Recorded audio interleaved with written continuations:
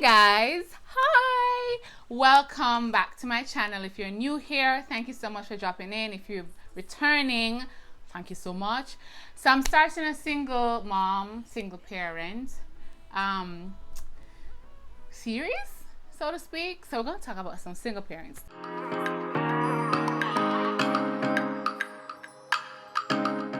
So I've been a single mom now for about 5 years. I got two girls, 9 and 7. You've seen them here on the channel sometimes. So I'm going to go through a few things that I kind of worked on. I'm just going to give you a rundown of my process, how I worked out. No details about how I got to be a single mom or anything like that. Just say it didn't work out. I was married, didn't work out. We moved on. So grab something to drink and get comfortable. All right, so one of the first things I want to talk about, and this is all kind of mindset kind of related stuff, it's really pretty much how you think about certain things and how the first step in the process of trying to be a mom on your own. And one of the first things you have to understand that you have a lot of responsibility, but it's not as serious as people think it is. It's not, don't take everything so seriously. Don't be an alarmist. There are certain things you can control and there are certain things that you just can't control. And the quicker you understand what you can control and what you can't control is the easier it will be for you to essentially process things through. So you can control possibly the kind of money you make, the amount of money you make. You can control your spending habits. You can control a little bit of like your bills and stuff like that. Some things you really are gonna have to just kind of let go, because when you have kids, they do things that that you just can't help. Like, for example, you can take your electricity down to a certain amount, but it's more than likely gonna be at an amount that you are still not comfortable with. So you have to understand what you can control and what you can't control. So one of the things I found out is that I make a lot of lists. I write a lot of shit down, and I do bullet journaling. That's something that I'm gonna probably put here. The sun is coming out. Look at that. The good Lord decided to be my producer today. Thank you. Glowing, not sweating, glowing. All right, so one of the things I did was I started making lists of things that I could control. So I could control the amount of money I spend. I could control the amount of money I earned, and that's why I started an online business. I wanted to do something that would get me the opportunity, or give me the opportunity, to create some kind of multiple streams of income, or create income for myself and for my girls that I didn't have to worry about. Well, I do worry about it, but I had some control over what I can do for that month, or if I needed something extra to get something done for them. The next thing is I started to make a list of what I needed. How can we live? What's the kinds of expenses that will incur? What are the must-haves? What are the cans? So electricity, water, we needed internet because I had an online business, and then it's 2021. We needed online schooling. So we had to do that. They needed food, they needed games and entertainment, something that can, keep them occupied with each other. What my expenses are, or what my needs are, may be different from what your needs are. So you have to really take into consideration what you really need. So I had to incorporate traveling to their grandmas and traveling to their dads, or me going to pick them up or taking them back. We're going to church, outings to the beach, stuff like that. So you have to really make a good list of the things you can do, what your budget is, and you start saving towards that. We're not going to go into saving as a single mom yet. That's going to be another series. And I'll tell you what I do know. This is based off me living in the Caribbean. I'm Jamaican. I live here in Jamaica. Things are different. If you're going to do any multiplying, multiply $1 US by $150, and that's essentially what we spend. So that's one of the things I kind of went through. I went through and I decided what I wanted. Now, we've been through a lot. We've been through having enough money to do certain things and then not having any money to do basic things like food, or even providing, or even being late on rent, or owing 2-3 months rent. We've been there. I've been there with the girls. They may not necessarily know what was going on, but they knew something was different. I tried to still make them very comfortable. I tried to make sure that they were always occupied. I rallied my mom around a lot, that kind of thing. But the mindset is that you just have to muscle through it. You just have to do it. You have to start thinking that you're in this to win it, and you will win it, and you're going to have to just find ways around it. So I did some real unorthodox things to help me get past certain things when it come on to finances and saving money and doing things. Like, I'm doing this video now in my bedroom because I wanted you to see this couch. This is actually a pallet couch that I made. When we moved to Montego Bay from Kingston, we didn't have a couch and we needed something to sit on. So I was working for a hardware store and I asked them if they could get me some pallets, and they got me 3, 4, I think about 8 of them, and I made this as a couch for my girls.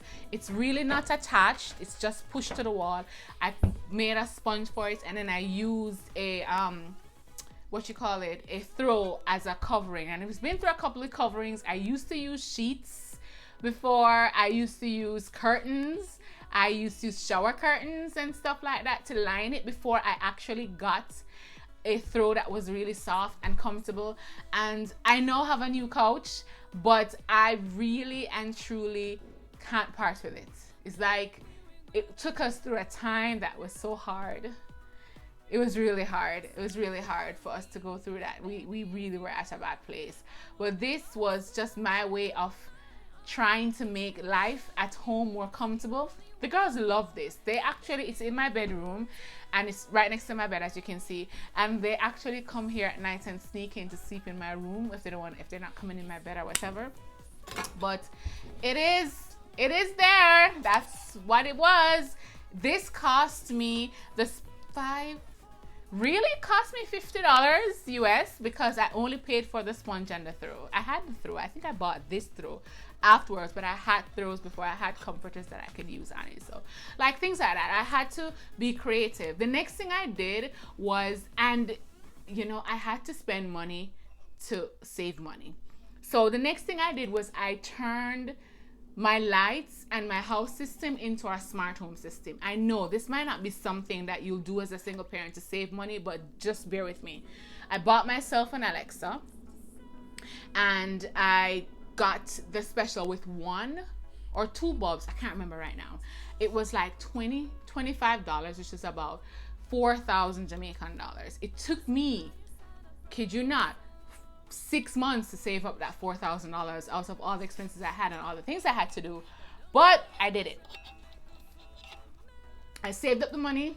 I ordered the set and it came. I had internet because I was working as blogging, doing my online business that wasn't making any money at the time, but I knew it could, and I figured that why not do that. At that time too, I think I had lost my job at the hardware and I needed to really save some money. So I was paying like probably $100 US or $80 to $100 US on electricity bill, and that was a chunk of my money that was to me going down the drain. And we did so many things. So I had an old refrigerator that was sucking energy.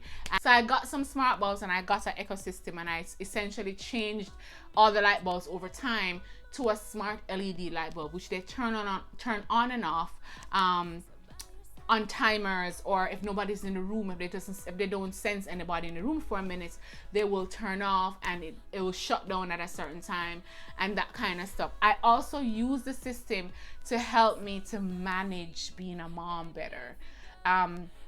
Listen, the reality is that we are doing this alone, and we will drop the ball on certain things. My kids would go to bed and not brush their teeth, or not bathe for the day, or not do their homework, or something or the other, because I was trying to focus on getting us making money, and thinking that they could just kind of deal with these things on their own. And I remember that they're kids, and it's not I didn't remember, it's just that those weren't a big thing. And listen to me. Your kids not brushing their teeth or bathing for a day is not going to kill them or you. It happens. Dirt never kill nobody unless it drop on them. My mother tell me that. You understand? So if they didn't brush their teeth for a night, that's fine. Let them brush their teeth in the mornings when they get up. Let them take a shower in the morning that they get up. I used to have to do this, real talk. I used to let them bathe themselves in the week, and on a Sunday when I had time, I'd put them both in the bathtub and do a proper scour down to make sure that I got everything that they might have missed. But I was doing it alone. I had to. And I made no excuses. I care zero what people think about what I am as a mom now. So, you know, unless you have been and walked a mile in my shoes, I understand where you're coming from, because you expect that you're going to put your perceptions on me and I'm going to care. I get that, and I listen, but I don't really care. And I'm not trying to be rude or being offensive or that kind of thing with anybody. I'm just telling you like it really is. It's gotten to a place as a mom that I've been through enough with my kids, and I've had enough issues and wins and losses to know who I am as a mom, and know that it's something that I'm constantly working on and I will constantly struggle with. Right? I've had my kids watch things they're not supposed to, say things they're not supposed to, go places they're not supposed to. I'm not perfect, neither are they. I deal with it as long as it comes along. So I changed out all the bulbs in the house, and I did the ecosystem, and I set reminders for us to shower, for us to wake up in time, for events I wanted us to have, for them to do their homeworks, for them to go outside and play, because they would be inside so much, being on the Kindles, being on the devices, and they didn't go outside to play and have that fresh air. We live in the Caribbean. They could go outside and play in the grass and, you know, have a good time. It's great out here, so they should enjoy that, right? So I had time set for them to do that. I even started to shut down their devices as soon as they finished school at 3. I gave them an hour to kind of just watch whatever they wanted to watch, and I'll shut it down at 4 o'clock, and they'll go outside and play until dinner time, get ready for bed, and go back. Routine and structure really helped me when they were much younger. Now they're a little older, and I kind of allow them to make their own schedule in the realms of they shower at the same time and they brush their teeth and they eat dinner at the same time. But the reality is, I'm sweating now. But the reality is they're getting older, and it becomes a lot easier. If you have younger kids, a lot of these things won't work for you because you need them to be self-sufficient in such a way. The other thing that I did was I taught my daughters how to use the microwave, and I taught them how to use it in such a way that they could help themselves and certain things. I showed them how to heat water for a minute in the microwave. My microwave is real weak. A minute just literally makes it warm. So they could heat water in the microwave and make themselves some tea. There's bread and butter. I told them to use a spoon to take out the butter, and they butter their bread, and they'll have bread and tea, you know. And it might seem like I'm trying to be completely off on my own and not help them, but the reality is that I got sick for 7 days, and for 5 of those days I was in bed and I couldn't come out. I was throwing up for that entire time, and my kids lost weight. I kid you not, they lost weight. They lost about 3 or 4 pounds each, and it was crazy to see how much they lost. And I decided that will never happen again. I'll never be sick and be worried about what they're going to eat.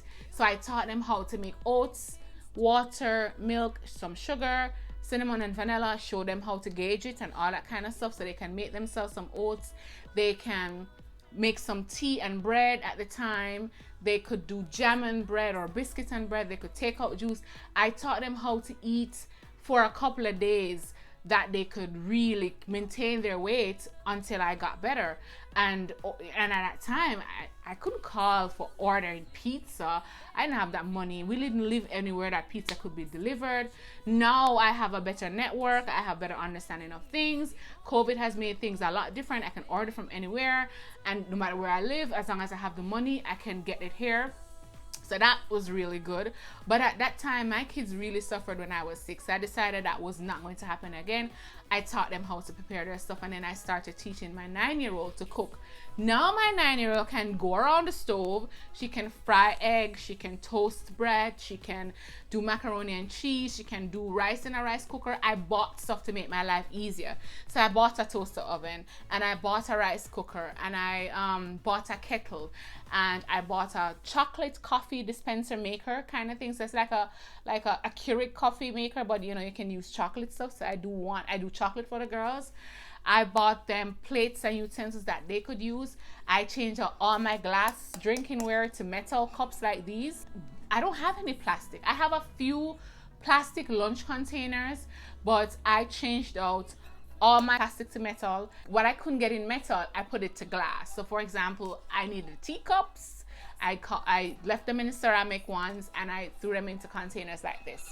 You know what I mean? Next point is I became a minimalist. I realized that we had accumulated a lot of things over the years that we really didn't need, and our quality of life was surrounded or centered around things, not experiences. That may not be a big thing for you, but it was for me. It's like when we didn't have the money to do what we wanted, it became frustrating and it became sad. And I was sad because I was worried about not being able to buy them the bags or go to places or spend the kind of money buying food, going to restaurants and that kind of thing like I used to. I was like, what am I focusing on? And I started to kind of do some research into intentional living and minimalism.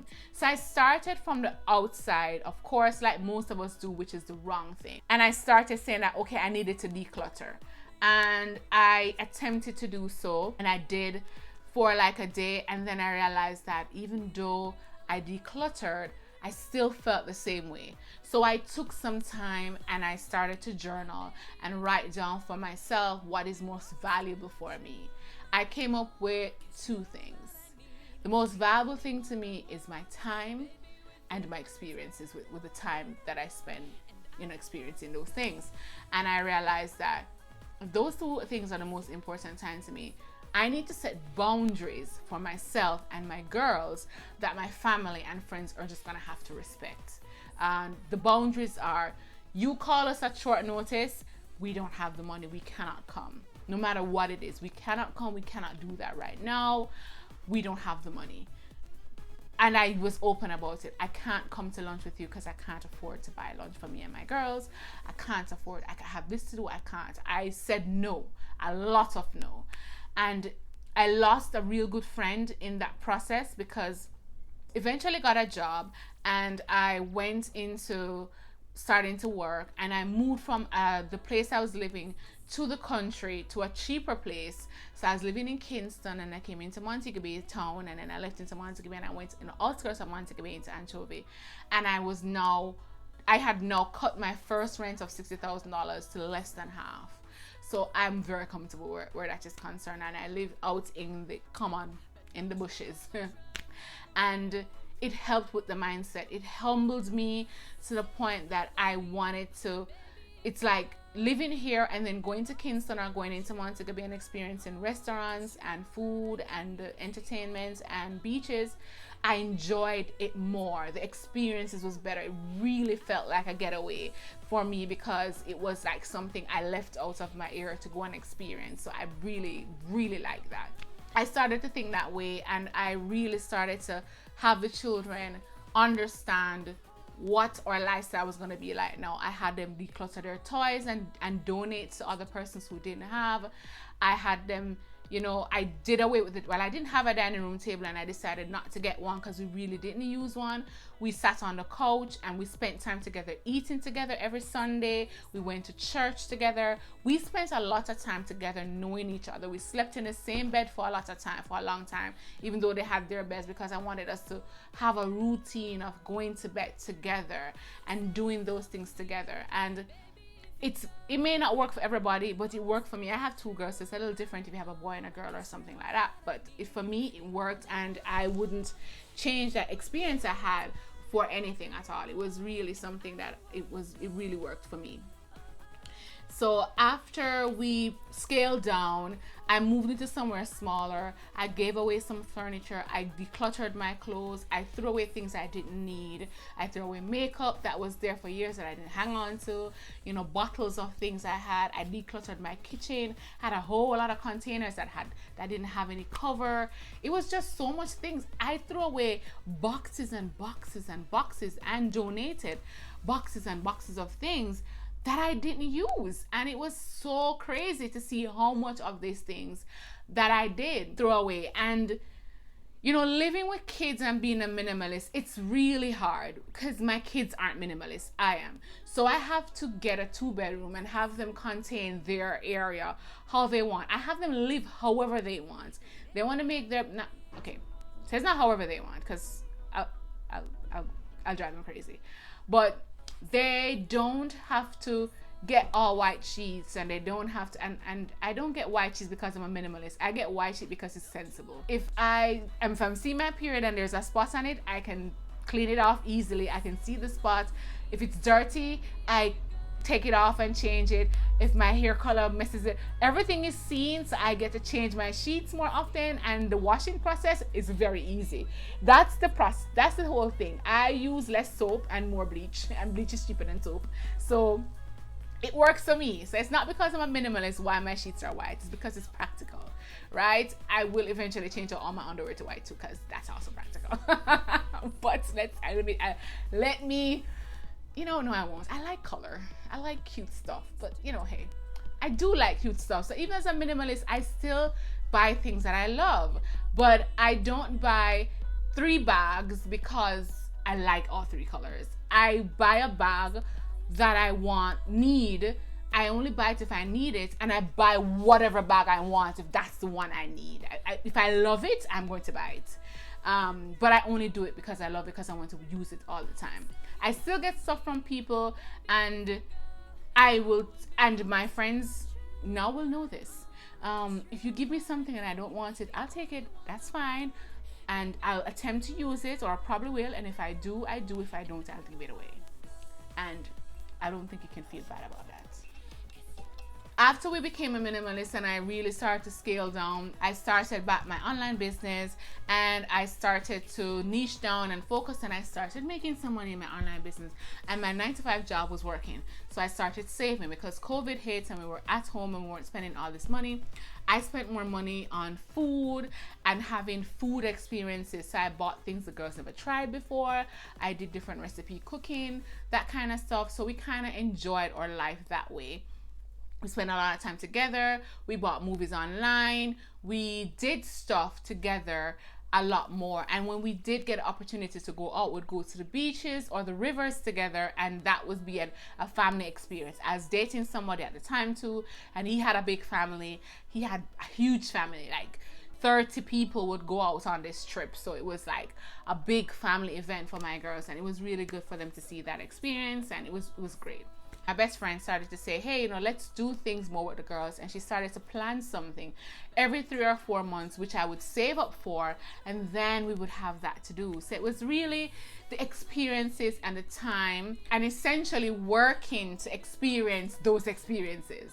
So that's how the mindset goes, and saving money and going through the process, and how I do my single parent dumb. So I kind of let go of a lot of things. So this leads now to letting go of the things that you can't control. What you can control, I just say this to myself, well, you know, that's how it is. There's nothing I can do about that right now. I can't fix this until a couple of days from now, or I can't fix this until 2-3 weeks from now. That's my situation. I will work it out when it gets there. Until then, put it in the back of my head. Move on from it. Don't worry about it. You can't do anything about it right now. Just move on from it. Let it go until you can. The things that are happening now that you have to deal with, you deal with them one step at a time. One thing at a time. Your daughter is sick. Okay. Your kid is sick.